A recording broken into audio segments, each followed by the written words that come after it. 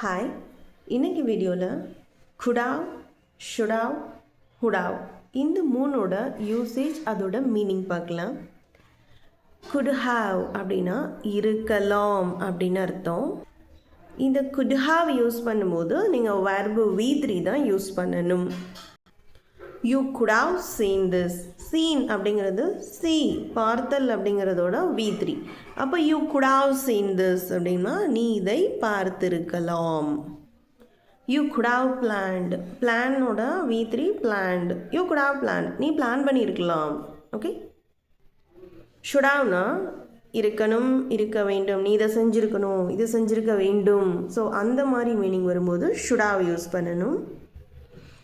You should have told me about that problem. அந்த பிரச்சனையை பற்றி நீ என்கிட்ட சொல்லி இருக்கணும், சொல்லி இருக்க வேண்டும். இந்த மீனிங்கில் டெல் அப்படிங்கிற ப்ரெசன்ட் ஃபார்மோட V3 தான் told. Tell, told, told. Okay.